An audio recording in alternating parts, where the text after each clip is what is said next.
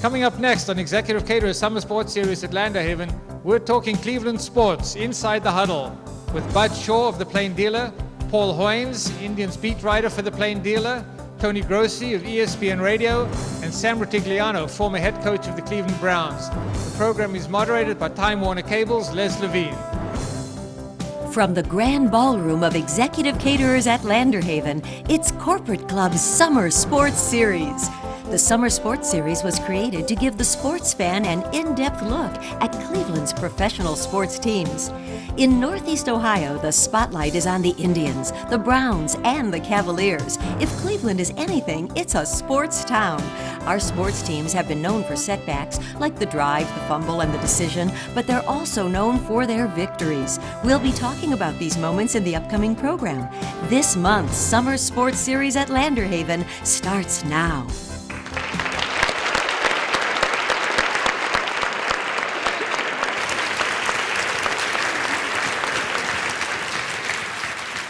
Thank you very much. Welcome to another edition of the Summer Series of the Corporate Club here at Landerhaven. My name is Les Levine, and I am the host of More Sports and Les Levine on Time Warner Cable, and starting next month, it'll be heading into our 17th year of doing that. So we thank the fine people at Time Warner Cable. With us this afternoon, Bud Shaw, who has been one of the lead columnists for the Cleveland Plain Dealer since 1991. Paul Hoynes has been the beat writer for the Cleveland Indians for the Plain Dealer for over 30 years. Of course, Sam Rutigliano of the Cardiac Kids of 1980 coached the Cleveland Browns from 1978 to 1984. Sure, now they're cheering. Tony Grossi covered the Browns for the Cleveland Plain Dealer as the beat writer since 1984, currently with ESPN 850 WKNR. So we'll just open it up. We'll talk all the sports. Nobody actually representing the Cavaliers beat, but Bud Shaw can handle that. And as we get into questions, you can rotate between all of the sports here. But we'll just throw this out to Hoynesy because as the Indians are either deciding to be buyers, sellers, whatever they're deciding to be doing, or division champs or second wild card as at the same week as the Browns are starting training camp. So Hoynesy, was a bad weekend with Baltimore. Of about 100,000 people went in, so Chris Perez might have been surprised by how many people showed up. But they put people in. Unfortunately, they laid an egg. Last night they came back with a big win. Where do things stand? 4 games out of first place, and I believe 4 games out of the second wild card also. Well, I think this is a big week for the Indians. They've got a 3-game series with the first place Tigers, and I think whatever happens in this series, if it's a sweep one way or the other, you're going to get a real good indication of what they're going to do, what the front office is going to do. If they sweep, and if my math is right, they'd be 1 game out. I think they're buyers. They're going to try to add a bat or a starting pitcher. If they get swept, they could sell. But I still think they played hard up until this point. I don't think they're really going to sell the farm. If they do, maybe they move a guy like Shin-Soo Choo.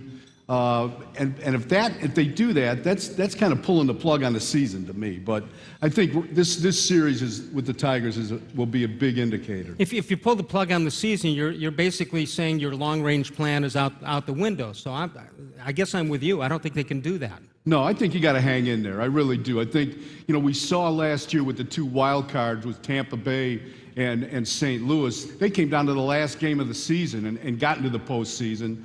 St. Louis not only got into the postseason, but won the World Series. So, as Manny Acta said, and as every manager I've ever covered has said, there's still a lot of baseball left to play. But what do you think? Where are they at? Well, I've made the point that by going and making the trade they made last year for Ubaldo Jimenez, they declared that they had a 2-year window. So I can't see how a year later you can look your fan base in the eye and say, we're 6 games out or whatever we are at the end of this Tiger series, and make the case that it's okay to be a seller now. What was the point of that? You should have kept Pomerantz and White if you were going to do that a year later. All right, but taking a look now, this weekend series with 100,000, I don't care if it's Dollar Dog Night, I don't care if it's Rockin' Blast or whatever, there are fans in there who want to root for a winning baseball team. Does the Indians front office understand that? I think so, but it would have helped if they played a little better. I mean, they just, there's nothing worse than a baseball team that doesn't score runs. They look flat. The fans don't think the players are trying, and it's just the deadest thing that you've ever seen. It's just, and that's what they did for 3 games. That's what they've been doing since the All-Star break, really. They just don't score. They're not an exciting team. When they do win, it's always 3-2, 3-1, and if they're lucky, they get a lead in the 7th inning, and you give it to Smith, Pistano, and Perez. So it's not exactly the 1990 Indians when Jim Thome was hitting walk-off home runs in the 9th inning. So it's a little different style of play, but I really think they feel, the front office feels, this is the best they can do. This is the best formula for them to win. It's ironic if the season ends the way it looked like this weekend, that the Jim Thome home run on Saturday night might have been the clincher. Yeah, that was, he's 41 years old, and he almost hit it where they're going to build a statue to. So I'm not sure if that's good or bad. Yeah. Well, right around the corner for the mind's eye of the fans, the Cleveland Browns starting training camp right now. Game's getting underway shortly. Sam Rutigliano has been through it before. Sam, what do you look for this season? As now Pat Shurmur's had a year to be the head coach. Tom Heckert has added significant pieces to the puzzle. What do you expect in the early season here? I think we're going to be better, but a schedule is more important than talent, and they got a murderous schedule this year. But I think the key is, they've been looking for that quarterback. Believe it or not, since the Indians came back, this is our 18th quarterback. And if you go from Paul Brown to today, I don't think you'd get 17 quarterbacks in that period of time. So just to I really think that Whedon is a good pick. I think the fact that he was drafted by the Yankees on the first round, and he's a mature guy, and he beat teams like Baylor, he beat teams like Stanford, he beat teams like Texas A&M, and all those guys picked quarterbacks before him, that he'll do well. My biggest problem is this, that quarterbacks have to have that supporting cast. In 2010, all 4 receivers had 5 touchdowns, and we were ranked 32nd in 20-plus plays, big plays. In 2011, we had 9 touchdowns with 4 receivers, and we were ranked 29th. So right now, we picked a kid named Benjamin on the 100th pick in a draft. And I got news for you. Once you go to the 3rd round, you're shopping. You're not really sure at any time, but there for sure. And so I think it's going to be interesting to see how Little and this kid Gordon, who came from Utah, who didn't play last year. Same thing, Greg Little didn't play last year. And the supporting cast that this kid has is going to determine the kind of season we're going to have. And you got to remember, you got a rookie quarterback, a rookie running back, a rookie right tackle, 2 guards who have played 1 year, and receivers that really haven't done the things that Cincinnati, Baltimore, and Pittsburgh have done. So I'm counting on Holmgren. He comes from the Walsh tree. He coached 2 Hall of Famers, and now I'm sure that Brett Favre's going to be a Hall of Famer. He knows more than anybody in the National Football League about quarterbacks, and that's how you win. You never saw a jockey carry a horse across the finish line. Tony, if Coach Sam is right, they at least address the needs. Yes, they're young, they're rookies, but you talk about a running back. You didn't have it because of Peyton Hillis last year. You had a questionable quarterback situation. You didn't have a right side of the offensive line. So they might be young, but at least they addressed it. Well, Paul said there's nothing worse than a baseball team that can't score runs. I would say there's something close, and that's a football team that can't even make first downs, let alone score touchdowns. But to use Paul's analogy, imagine if the Indians had 3 rookie sluggers coming to their lineup. There'd be excitement about that. And I think that's what you have with the Browns. In Whedon, Trent Richardson, and this new receiver, Josh Gordon, I think now there is hope. I mean, they addressed the defense for 2 years, and now they're looking to the offense. And what is so encouraging to me is I've been able to see Whedon and Richardson on the field in the mini camps, and you will see the physical difference in Whedon compared to Colt McCoy, in Trent Richardson, even compared to Peyton Hillis, but mostly compared to Monterio Hardesty. And when Josh Gordon steps on the field, if any of you are lucky enough to go to training camp, because I haven't seen him yet, but I've talked to people who say, as soon as he steps on the field, he will look like the best receiver out there, physically. So they have now the physical talent, at least. Sure, they're rookies, but you know what? I'd rather roll the dice with a 22-year-old than a 31-year-old who's beat up, you know? So I think it's very optimistic. It's the most anticipated camp for the Browns that I've felt in a long time. But you talk about Brandon Whedon, and they haven't made the announcement, but clearly he's the opening game quarterback, assuming he gets signed, and we're going to make the assumption he will. He'll be 29 in October. Does that bother you? No, that feels really young to me, Les. I don't know why. No, it really doesn't, because to me, if you get 6 or 7 years out of a guy, which most really good quarterbacks can play into their mid-30s, then I think you've found something. And I know what Tony's talking about. I think you're going to see a big difference in the way the ball leaves this guy's hand. I think the fact that he's more mature and has been through a minor league baseball career where he was a pretty high draft pick, I believe, as a pitcher in a Yankees organization, I think those kind of things speed growth in a kid, instead of just walking out from playing college football and trying to lead a team in the NFL. I think that should work to his benefit. We'll throw this out to the three of you. We'll leave Hoynes out of this for a minute, but there were a lot of things wrong with the team last year, and you talked about the positions. There also was a problem with the coach last year. The coach got in late, like all teams did, and there were other rookie coaches. Some did well, some did not with that shortened training camp.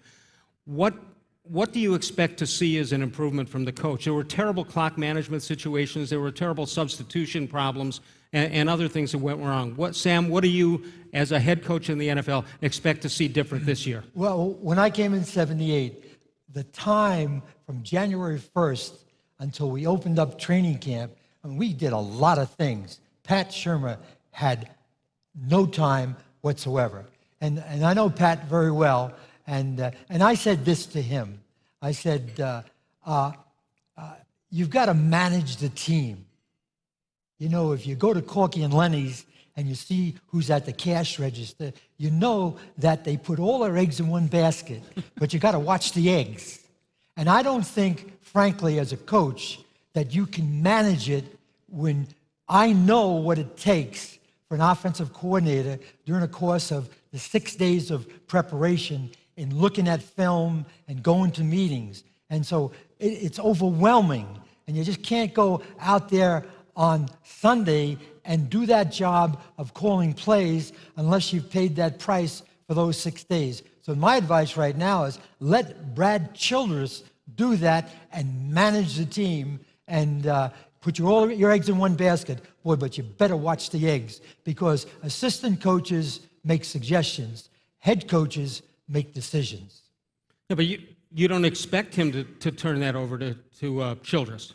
I mean, whether it's ego or whatever, he's going to be calling the plays. Yeah, you asked me a question, and I answered it. Well, I didn't like your answer.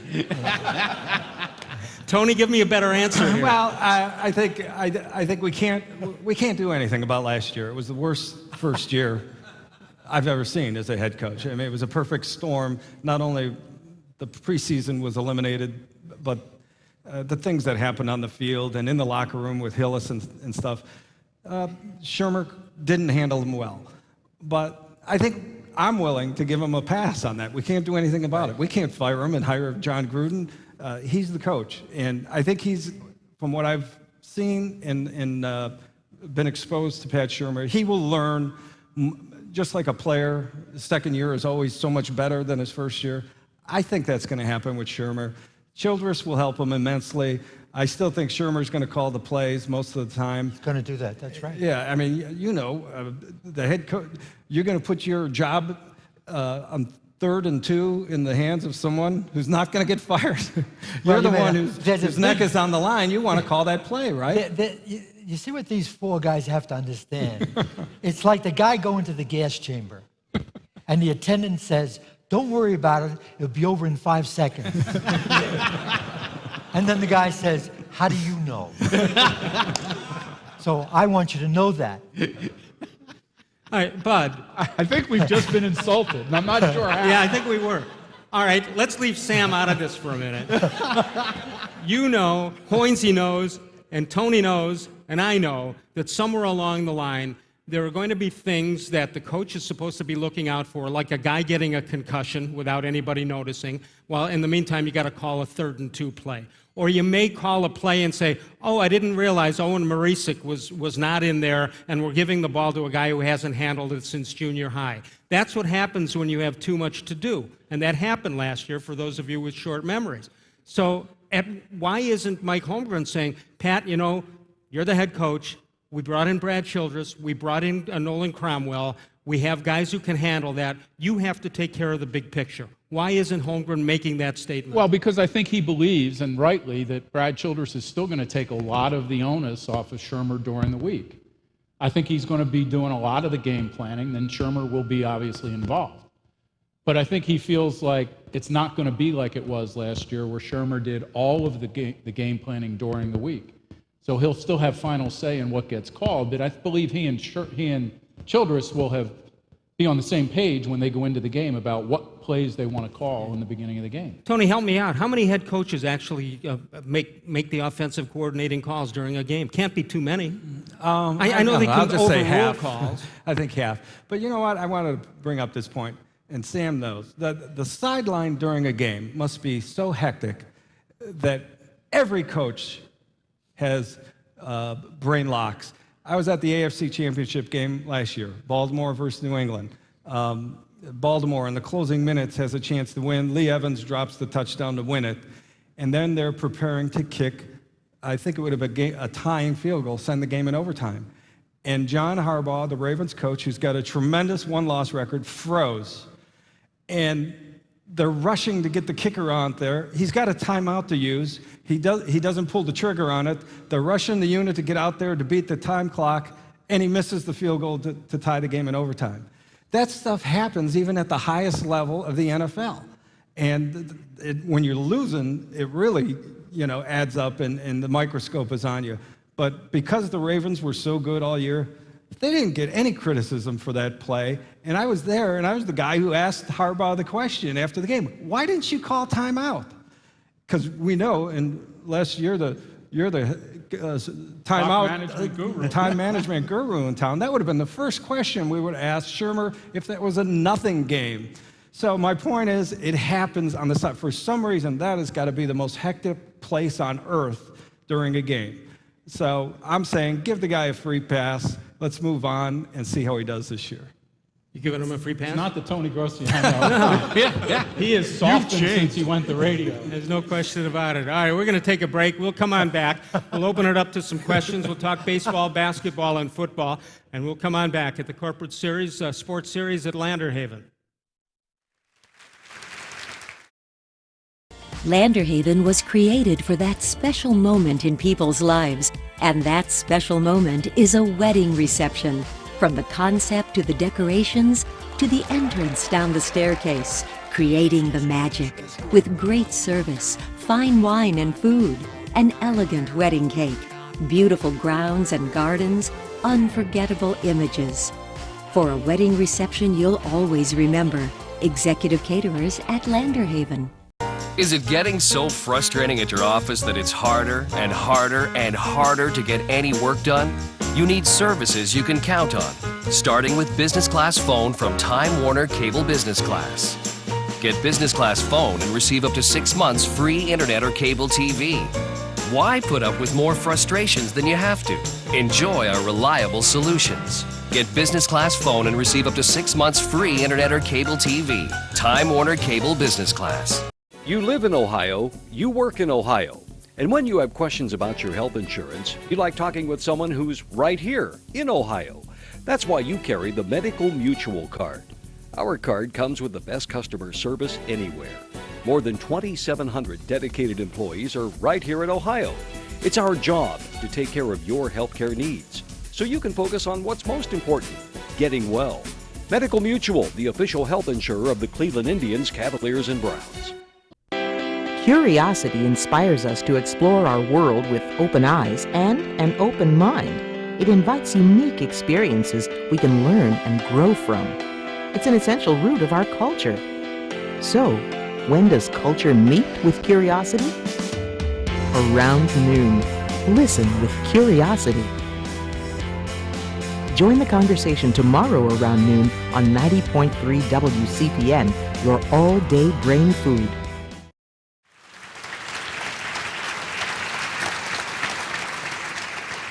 Welcome back to Harlan Diamond's Executive Caterers at Landerhaven, the Summer Sports Series. And speaking of Harlan, at that table right there, one of the all-time great Cleveland Browns, Bob Gain, is here. Bob?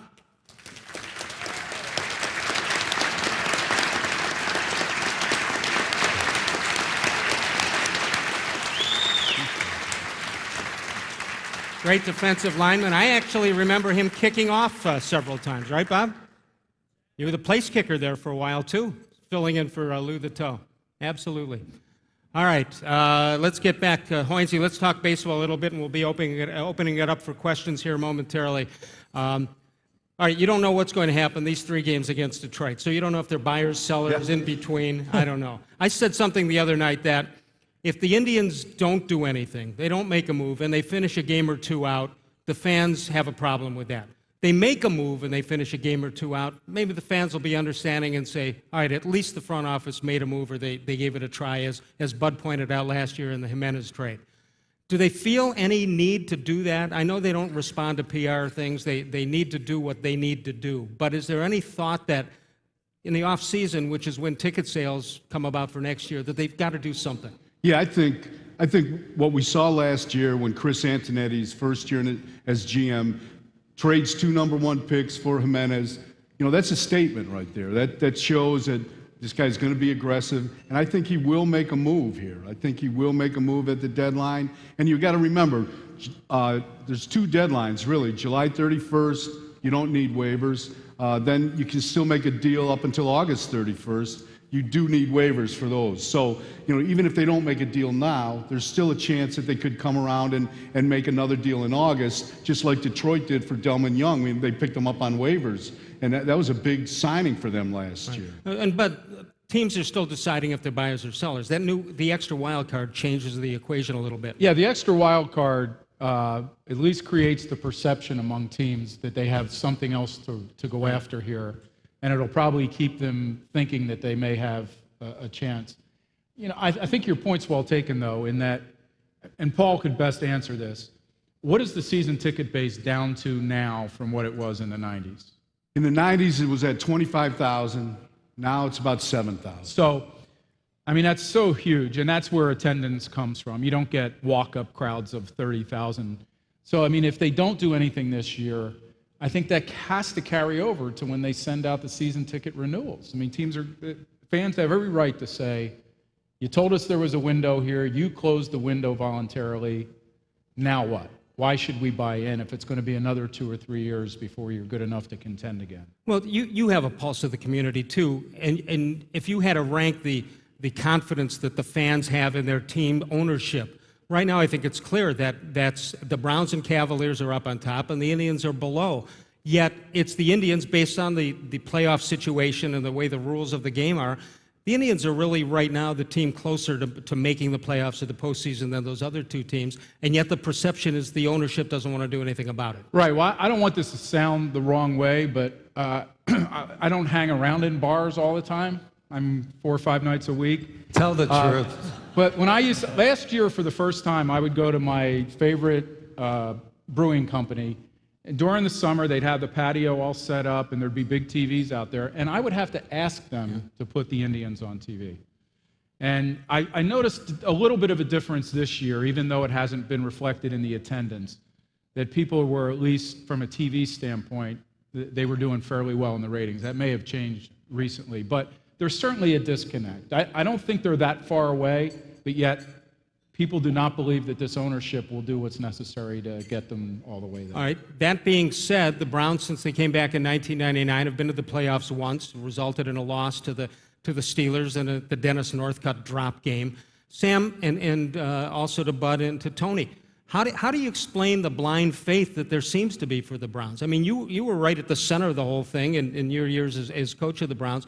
Why aren't the people walking away? Why is it a full house? Why has there not been a blackout of any home game? Because it's the best franchise in the history of professional football.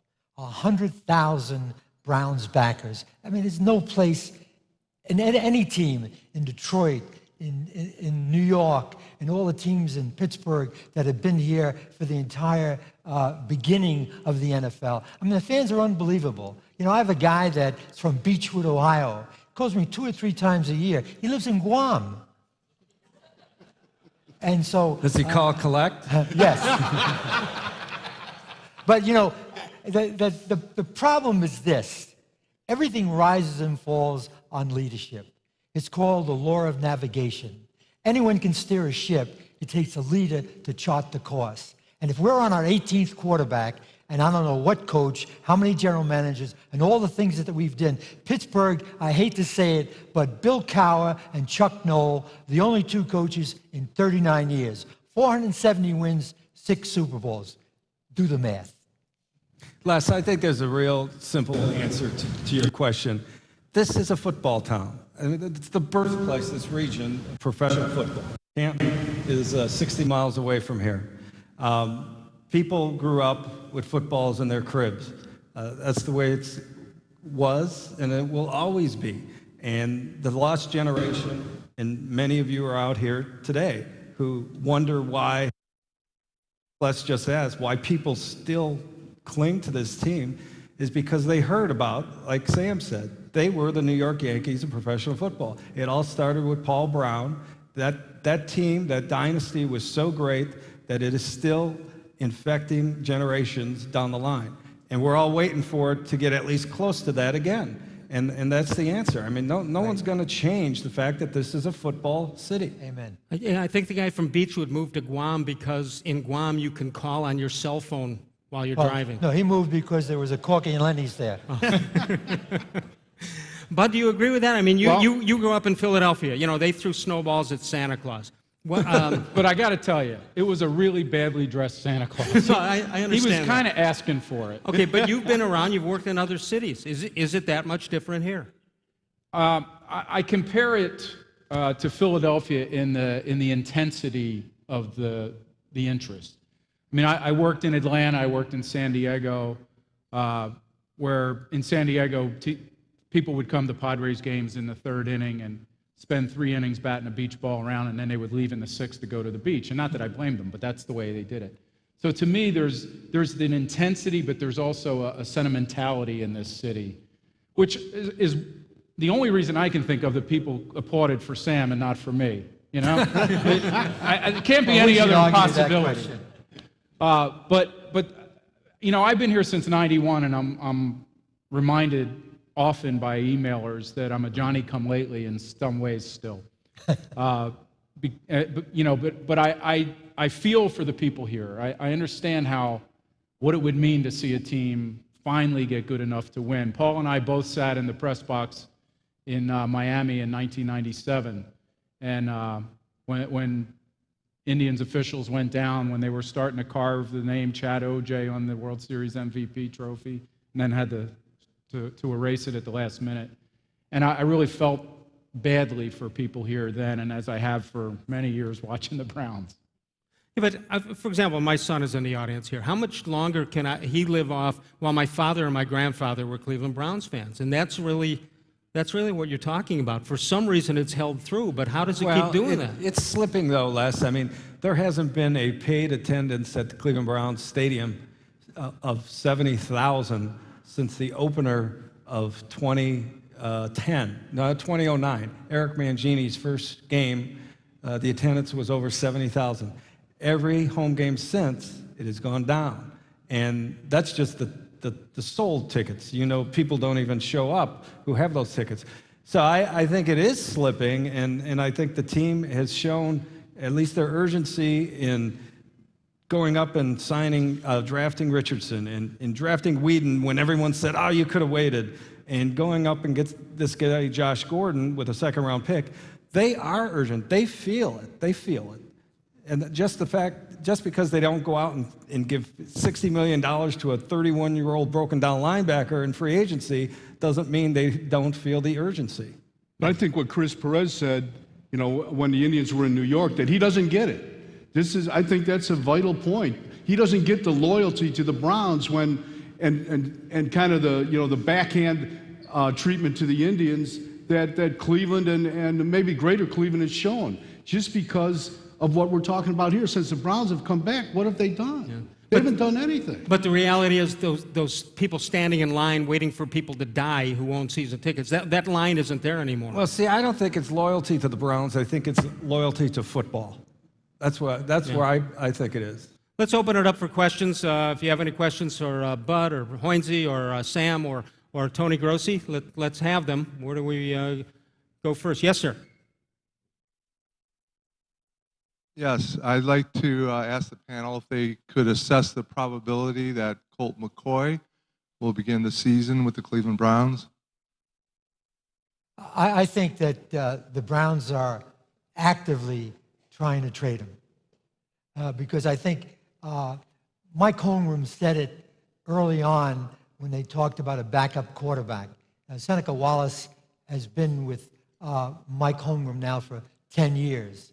And if you have a backup quarterback that has a lot of experience, he's not going to get any snaps during the week, which means he's not going to get very much work during the week. So if your quarterback goes down on Sunday, Wallace would be a guy that is obviously not a number one quarterback, a starting quarterback. And my feeling about McCoy is this, is that he had 112 touchdowns, 45 wins. His completion percentage was 71.8. And I'll tell you something right now, that as much as we overrate the strength of a quarterback, we underrate the most important thing, and that's accuracy and completion percentage. You know, Brian Sipe couldn't break a pane of glass at 15 yards. I'm going to end with this. If you took Andy Dalton, who had a great supporting cast at Cincinnati last year, and he had a great year, he wasn't a better quarterback in college at TCU. So it's the supporting cast that's a big part of it, and I think they took Colt McCoy and threw him under the bridge. Tony, what do you think? McCoy on the team in the next couple of weeks? No, I think the day Brandon Whedon was drafted was the end of the Colt McCoy era. I think I agree with Sam. He got dealt a terrible hand. They should do him a favor and release him, or if they can't trade him, situate him with a new team to give him a fresh start, because his future, in the famous words of Gabe Paul, his future here is in the past. Hank Peters. And Hank Peters, right. Yeah. And I think they need a bigger player at that position. Brian Sipe is an anomaly. I mean, there hasn't been a guy his size prosper here at quarterback since him. It's a fact. And I think the weather in the division has a lot to do with that. I think you need a guy like Roethlisberger and Flacco, who's big and can get hit and pick himself up and make a completion the very next play. And I don't think McCoy is that guy. So I think they should not mess up the whole job is to get Whedon ready for Philadelphia on September 9th. And if you're giving Colt McCoy snaps, you're doing your whole team a disservice. In all deference to this esteemed panel, if McCoy was better than Wallace last year, he's better than him this year. Let's go to the back of the room. Yes. With the MLB trade deadline coming up, we've heard tons of rumors about the Indians going for a right-handed bat and a starting pitcher. And with the return of Roberto Hernandez, his suspension ending on August 11th, do you think that the Indians are going to try and justify his return as their legitimate move in their starting rotation for the playoffs? I hope not. This thing could be over in 3 games. So if they're waiting for Roberto or Fausto to come back, I think they better do something before then. Amen. I think they better add, if they're going to add a bat, if they're going to add an arm, now is the time to do it in these next 7 days. Let's continue on. Really question for Coach, but Tony may want to chime in also. I haven't seen Whedon in person, so I'm relying on photos in the Plain Dealer, but my impression was that he has stork legs, and I'm wondering how he's going to fare through the entire season. The NFL is not college ball. Did you say he has short legs? Stork. Stick man. Stork. Stick Pardon man. me? Stork. Like Stork. a stork. Okay. Yeah. I think Tony's right also that his age is going to help him and his maturity. And if you look at his numbers in college, the best thing that you can look at is, what he did at Oklahoma State and the teams that they played and the quarterbacks that he played against. You in the NFL, it's amazing in that war room that you have, all the information. As a matter of fact, it's much overdone. And I think he's the right kind of a guy.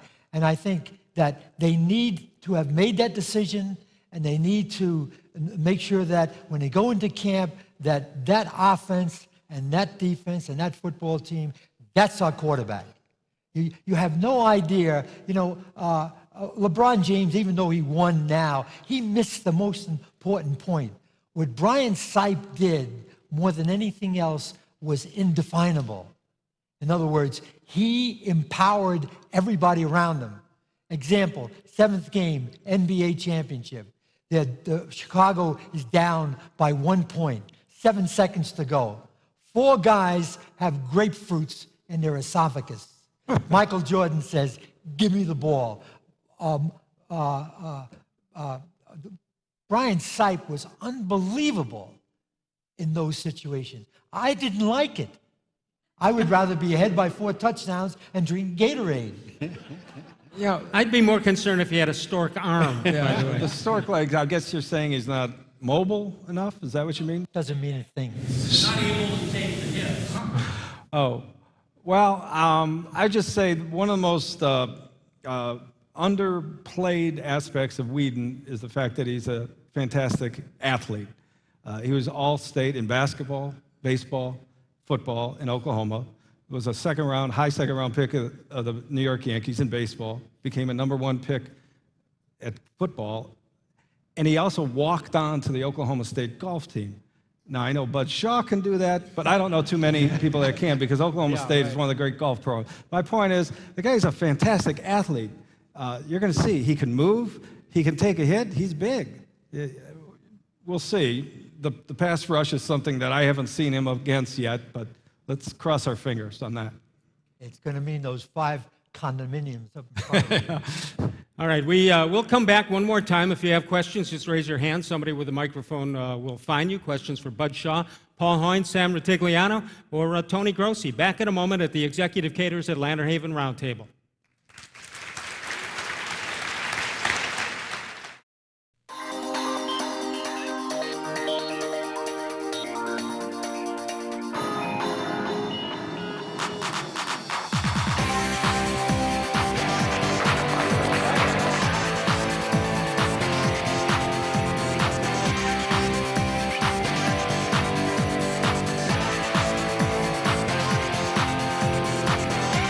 For a wedding reception you'll always remember. Executive Caterers at Landerhaven. Is it getting so frustrating at your office that it's harder and harder and harder to get any work done? You need services you can count on, starting with business class phone from Time Warner Cable Business Class. Get business class phone and receive up to 6 months free internet or cable TV. Why put up with more frustrations than you have to? Enjoy our reliable solutions. Get business class phone and receive up to 6 months free internet or cable TV. Time Warner Cable Business Class. For over 20 years, the monthly corporate club programs at Executive Caterers at Landerhaven have dealt with those issues which impact the lives of people living in northeastern Ohio. This series of monthly programs are content-driven. We ask questions of people who know the answers. They head up corporations. They serve in local government. They're committed to improve education, are involved in local professional sports. They are people who make the news, people who report the news. You've seen their faces. The questions we ask at the corporate club programs are important. What will it take to improve our educational system? Where is our national and regional economy headed? How do we move Cleveland forward? Where is the new leadership coming from? How do we attract and retain talented people to this area? How will University Circle develop? What will the Horseshoe Casino mean for Cleveland? What are the prospects for Cleveland's professional sports teams? Where is the money for medical research? What are the great things that are happening in this area? The takeaway from being a sponsor of the corporate club programs is that you'll be identified with major community concerns, that your company and you want to be involved with the important challenges facing this region.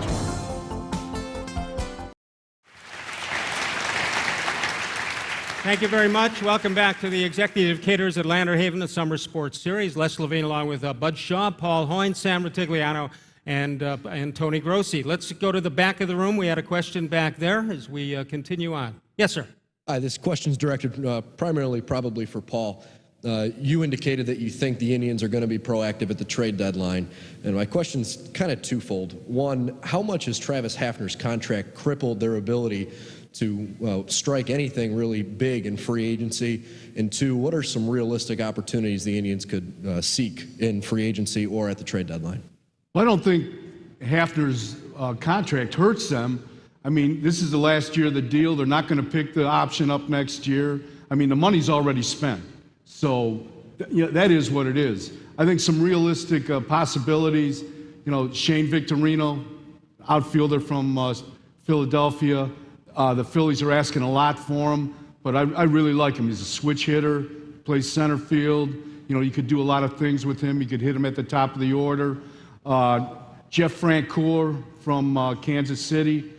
They liked him 2 years ago. They tried to sign him. He's having kind of a down year. He's signed through next season, so that would give them, some length. That's the kind of deal that Antonetti likes to make. So, those are two possibilities. Although in Frank Kerr's situation, would Kansas City want to trade within their own division? Well, I think Kansas City, they have They have good young outfielders coming up. I think they could move him. Back here. My question's for Tony. How much do you think the Browns are going to lean on Trent Richardson this year, or do you think they're going to let Whedon be able to throw it around a little bit and go deep a lot more than they did last year when they just threw a lot of checkdowns and 5-yard crossing pattern? I think both. They're going to lean on Richardson a lot, and they're going to throw a lot. I mean, the point is, if they have the pieces now, we'll see a complete offense. That's the hope. When Pat Shurmur was the coordinator at St. Louis, Sam Bradford's first year, he had a good year, won 7 games as a rookie. Steven Jackson, the running back, had like 1,400 yards.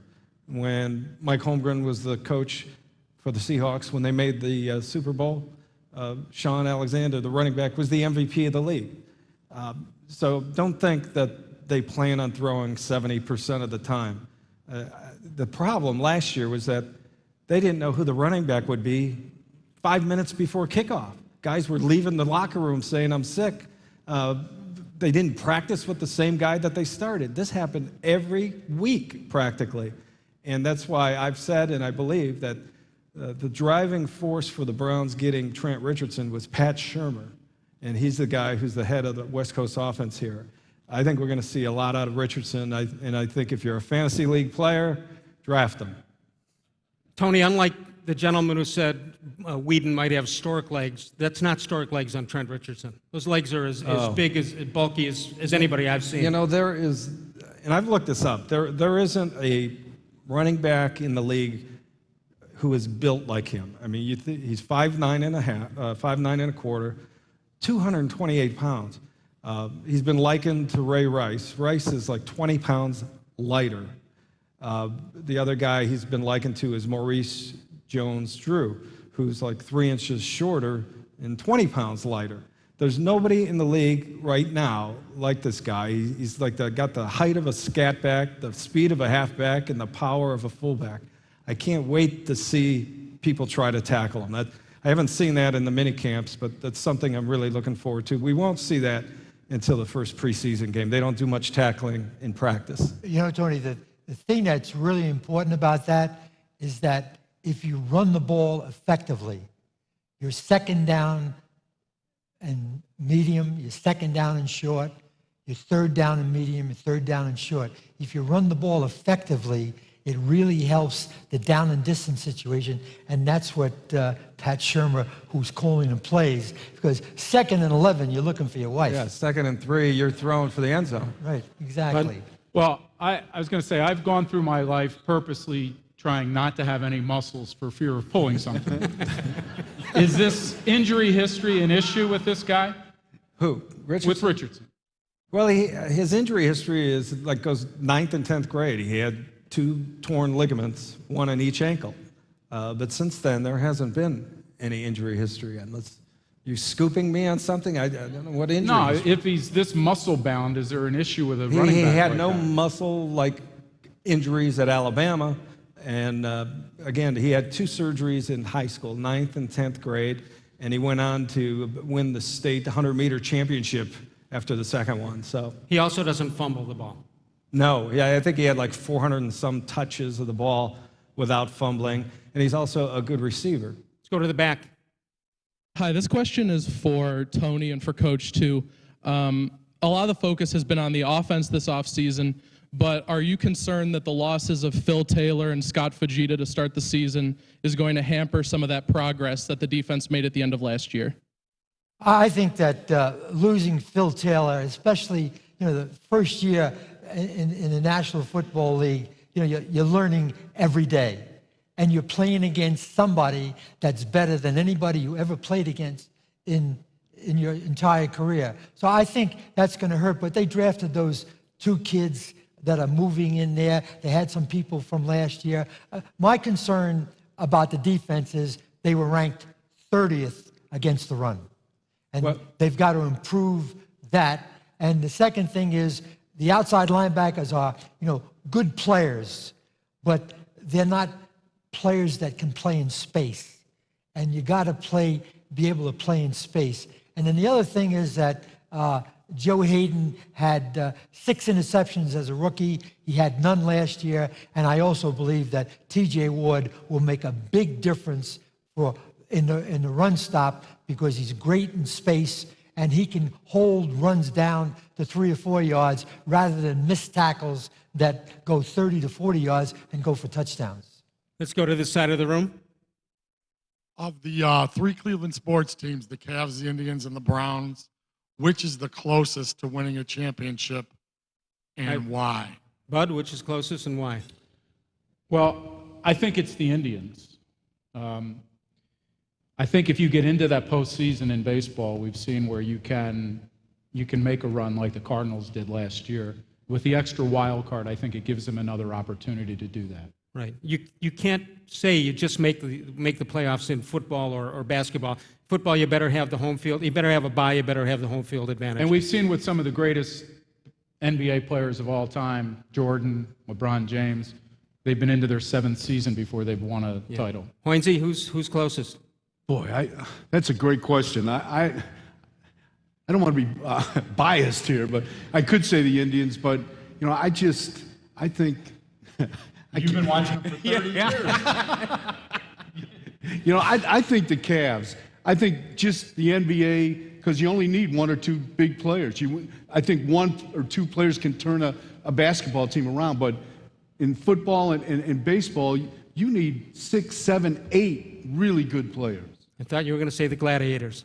Sam? Well, you look at the numbers, one has 12 or 14 players, one has 25 players, and in football you have 53 on the roster, and you go through 16 games, and you're going to get a lot of people hurt. And I think it's so important at the end of the year that home court advantage, because they get that 1 week off, and you have no idea, how much when you get into the playoffs it means to play at home and not to have travel, because you can do so much with guys that have been banged up all week long and give them a lot more time to get well. Right. I mean, Bud's point, just make the 8th or this year 10th spot, you can win.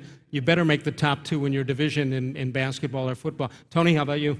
Well, this is kind of a depressing question because none of them looks close right now. I would tend to side with the Indians because I think they don't get credit for being pretty competitive for large parts of the season. It was how many years ago where they were 1 out away or 2007. Yeah, and in their division, I mean, they're like the NFC West of baseball, where you can be 5 games over 500 and be the champion. And then from there, you need 2 pitchers getting hot and 1 hitter, and you win. So I'd say the Indians. Over here. Question for each one of you. What do you feel the final Browns record's going to be this year? Start down that way. Well, I always reserve my official prediction until at least seeing a few games in preseason. You shouldn't overreact. I learned that a long time ago, not to overreact to what you see in Remember Jake Delhomme's first preseason with the Browns? I mean, he looked lights out. And what happened? I remember when you were singing the praises of Ben Gay. That was... He was a great quote. I fell in love with him. I think they're going to be better than everyone expects, because everyone expects them to be 1-15, 2-14, 3-13. I think the key is getting over this double-digit loss syndrome. 8 of the last 9 years, they've lost 10 or more games. I don't know if we could go through another season like that, even though the schedule's hard. So right as we enter training camp, and I reserve the right to change, I'm looking at 7-9 as my optimistic hope. Sam? I think that the key to me we haven't talked about. I think they're going to be better offensively. I think they were better defensively last year, and they're going to be better this year because a lot of those young kids have played more, but special teams. Special teams, the key to special teams is to avoid losing. Last year we had 2 bad snaps. We had 2 snaps that were blocked. We had a fake field goal that went for a touchdown. We had a punt return that went for a touchdown. Joshua Cribbs went through 43 games before he scored a touchdown. Because I think, as bad as we felt about last year, if what I just said was solid with the guy that was with us, the special teams coach, who went to San Francisco, who in my opinion was the best that I've ever seen, we'd have won 7 games last year with an improvement in special teams. So I hope that with the offense and defense and special teams, I think they could win 7 games because they played well in the divisional teams last year. Lindsay, what do you think as a fan? I'm going 6-10. Because? Just because. Bud? Well, I would say the same. I don't want to make too much of the rookies because, to me, yeah, they have a rookie quarterback, but I think he's a better quarterback than what they had. Yeah, they have a rookie running back, but I think he's a better running back. Same at wide receiver. I think they have young players, but I think they've improved in all those areas. You mentioned Ben Gay. He always rubbed me the wrong way. You knew that was coming, didn't you? Yeah. Let's take one more. Anybody have one? One more? Right here. Big baseball fan. Big baseball fan.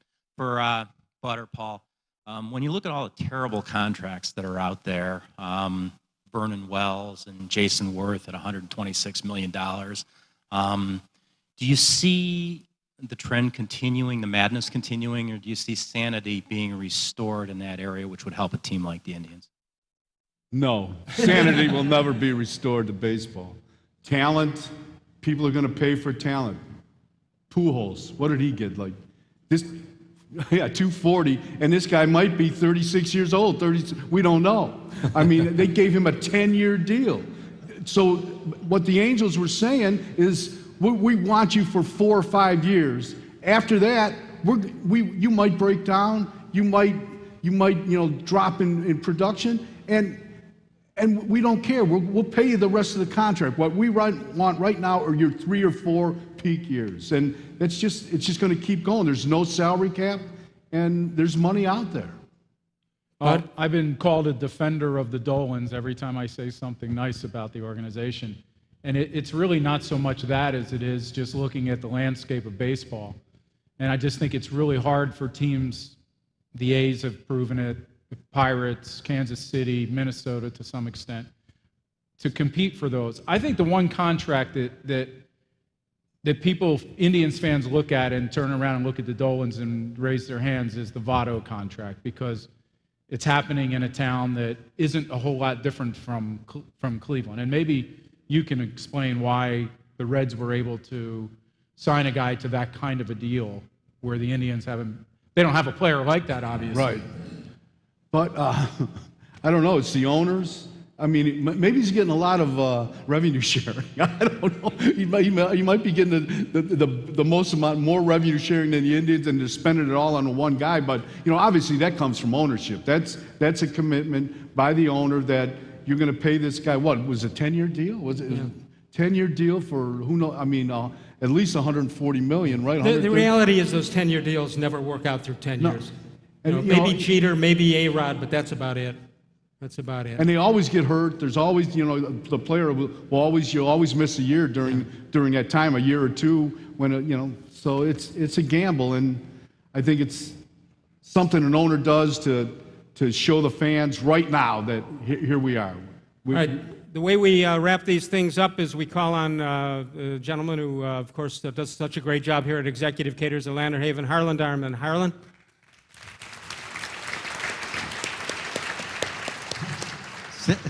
Save the applause. I'm not so sure you're going to like it. Charles, stand up. Stand up, Charles. Does everybody know Charles? Charles is our Executive Vice President. And he's the guy that keeps telling me I'm not supposed to say what I think. He says, every time you do, we pay you the price. We're going to pay a price. Uh-oh. Because I think that you have to be careful what you wish for. We wished for the Browns to be here today. I am thankful and grateful that they weren't here because you guys were great. What a wonderful, entertaining program this was. Thank you. Now I got the kicker. If you want to know why the Browns Backers Club is such a great thing, then why don't you think about why Monday Night Football is such a great thing? And why don't you think about a guy named Art Modell, who made one mistake in the history in Cleveland, and that mistake was letting Paul Brown go. You guys can all say what you want to about the Browns leaving Cleveland. He got thrown under the bus, and it was planned and it was programmed. Art Modell belongs in the Hall of Fame. And on that, I say thank you again so much. Thank you, Harlan. Thanks to Bud Shaw, to Paul Hoynes, Sam Rutigliano, Tony Grossi. We'll see you next time at the Executive Caterers at Landerhaven Roundtable. Thank you, guys. Join us on Thursday, August 9th, as the Executive Caterers at Landerhaven Summer Sports Series looks at your Cleveland Cavaliers with President Len Komorowski, General Manager Chris Grant, and Head Coach Byron Scott. The program will be moderated by Andy Baskin of News Channel 5. Corporate Club's Summer Sports Series is brought to you by Executive Caterers at Landerhaven, a special place for special occasions.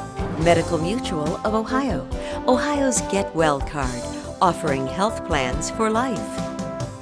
Time Warner Business Class, making more of every minute with the speed you need. Inside Business Magazine, your source for business in Northeastern Ohio. Fox 8 WJW Television. 90.3 Idea Stream, the all-day brain food. Signs PDQ, professional, dependable quality. and Jones for printing services. Supporting sponsorships are brought to you by the Greater Cleveland Partnership, a catalyst for change. Northern Ohio Chambers of Commerce.